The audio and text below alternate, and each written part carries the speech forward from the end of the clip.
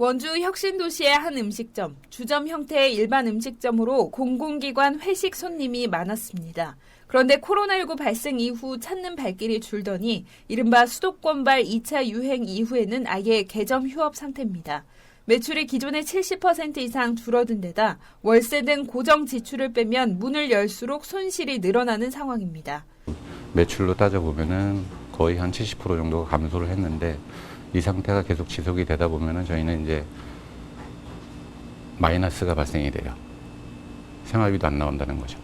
정부가 코로나19로 경기 침체가 장기화되자 2차 재난지원금을 지급하기로 했습니다. 사회적 거리두기 격상에 따라 직격탄을 맞은 전국 소상공인과 자영업자 등 377만 명이 대상입니다. 특히 PC방과 학원 등 집합금지 업종 291만 명에 피해 정도에 따라 최대 200만 원까지 현금으로 지급될 전망입니다. 지자체 차원의 추가 재난지원금 지급 계획도 속속 발표되고 있습니다. 횡성구는 도내 처음 2차 재난기본소득을 주기로 확정했습니다. 모든 군민의 1인당 10만 원씩 47억 원을 확보해 지급에 나설 계획입니다.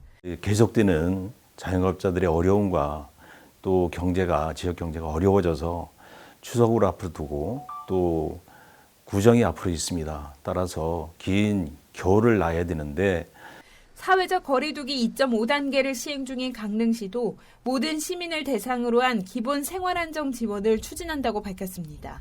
춘천시와 원주시는 선별적 지원을 검토하고 있습니다. 춘천시는 사회적 거리두기 2단계 상향으로 운영이 중단된 PC방 등 고위험시설 560여 개 업체에 각 100만 원씩 지급할 예정입니다. 도내에서 가장 많은 확진자가 발생한 원주시는 당초 재정 여건상 추가 지원은 어렵다는 입장이었지만 영세 자영업자의 피해 상황을 감안해 선별적 지원 가능성을 언급했습니다. 금년 내년까지도 지방채 발행이 불가피하다 이렇게 파악되고 있는 상황에서 어려움이 있습니다만은 지금 자영업자라든지 이런 분들에 대해서 어려움을 잘 알고 있기 때문에 이 밖에 도내에서 2차 재난지원금 지급을 공식적으로 발표한 곳은 없습니다. 강원도는 2차 재난지원금 지급과 관련해 각 지역의 피해 상황을 종합적으로 고려해 판단하겠다는 입장입니다.